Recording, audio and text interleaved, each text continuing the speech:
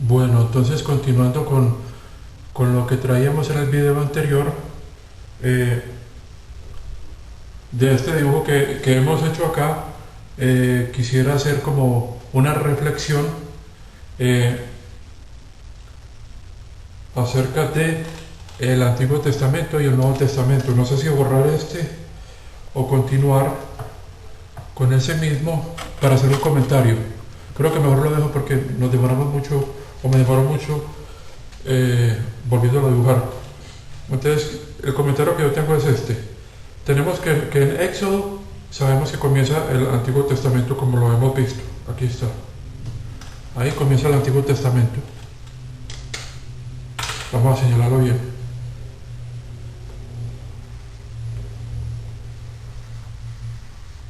En Éxodo comienza el Antiguo Testamento. Lo que debemos establecer es cuándo termina ese Antiguo Testamento según lo que dicen las Escrituras. Como comenté en el video anterior, nuestras Biblias tienen esa página separadora que es esta. Ahí está dibujada. De que comenzaría al principio de los Evangelios. Pero lo que uno alcanza a ver es que en los Evangelios todavía uno ve cómo la nación, en diferentes pasajes que podría leer en este momento, por ejemplo, vemos, cómo Jesús cuando nace, sus padres lo presentan en el templo, siguiendo uno de los mandamientos del Antiguo Testamento. De manera que si el Nuevo Testamento realmente comenzara desde el principio de Mateo, entonces vemos que todavía estaban haciendo cosas del Antiguo Testamento, aunque podrían haber. Sabemos que, aunque ahora viene a mi mente que sabemos que el Nuevo Testamento prometido en Jeremías, que aquí lo puse en el video anterior, este Nuevo Testamento trata de que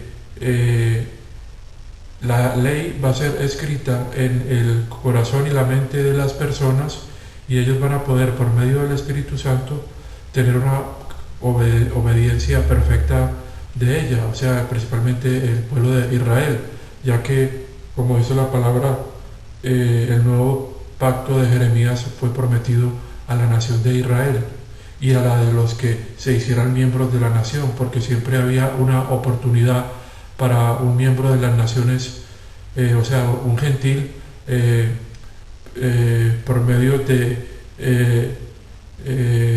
la circuncisión y el hacerse miembro de la nación, podía él hacer parte de las promesas que los judíos tienen como por derecho, por haber nacido dentro de la nación, por su descendencia racial, su derecho pues de nacimiento. Entonces hay algo acá que yo quisiera, dejando este dibujo, un comentario que quiero hacer, y es tomando ese texto que está en Jeremías capítulo 31, que va exactamente más o menos, va del 31 al 34, ese lo leímos en un video anterior, pero en los versos 33 y 34, que ya lo leí, veíamos que, lo voy a volver a retomar para hacer un comentario. Ese está en Jeremías 31,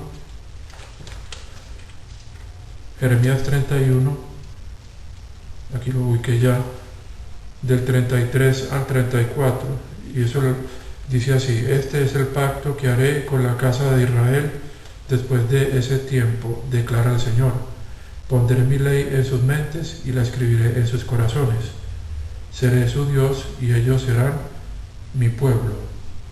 Después dice el 34: ya no más enseñará un hombre a su vecino o un hombre a su hermano diciendo: conoce al Señor, porque ellos todos me conocerán, del menor de ellos al mayor, declara el Señor, porque yo perdonaré sus maldades y no recordaré sus pecados nunca más. No recordaré más sus pecados. Entonces, este nuevo pacto era el que venía ofreciendo, vemos que venía siendo ofrecido a partir Juan el Bautista y que está en los evangelios desde un principio. Entonces esas buenas nuevas del reino tienen que ver con este mismo nuevo pacto que estaba estipulado en que ellos debían creer en el Mesías prometido, como leímos en Miqueas 5, capítulo 5, versículo 2, y otros textos del Antiguo Testamento que hablan de la promesa de un reino, como por ejemplo en Daniel, el profeta Daniel habla de un reino del reino que va a ser que es prometido a Israel y que va a tener cumplimiento. Esto está en Daniel en el capítulo 2 y también en el capítulo 7. Hay otros textos que hablan del reino, cómo son, creo que acá los tengo, que yo venía leyendo y que no terminé de leer. Vimos que en la segunda de Samuel, capítulo 7, se ratifica la promesa que Dios le hace a David de que Israel va a tener un descendiente, después va a tener el trono de Israel. También tenemos en Isaías 9, capítulo 9, versículo 7, que es el famoso texto de que un hijo nos es dado, que me gustaría leer porque ese texto habla del reinado de nuestro Señor Jesucristo y es un texto que sirve para referirse a quién es ese Mesías. Y de acuerdo a la palabra de Dios, dice así en el capítulo 9 de Isaías: porque a nosotros un hijo es nacido, o digamos que un hijo es nacido, a nosotros un hijo se nos es dado, a nosotros es al pueblo de Israel, ese es el contexto. A nosotros, y el gobierno será sobre sus hombros. Aquí se habla del reino milenial de nuestro Señor Jesucristo, donde Él va a reinar. Y Él será llamado maravilloso consejero, o te puede decir maravilloso, consejero, Dios poderoso, Padre eterno, príncipe de paz. Después sigue el 7, del aumento de su gobierno y paz no habrá fin, reinará en el trono de David y sobre su reino, estableciendo y sosteniéndolo con justicia desde aquel tiempo y para siempre. El celo del Señor Todopoderoso logrará esto. Entonces vemos acá que en Isaías esa promesa que se hizo desde Génesis 3 por Dios, que le hizo a la mujer, de que la semilla de ella iba a aplastar la cabeza de la serpiente, esa promesa, esa semilla de ella es nuestro Señor Jesucristo.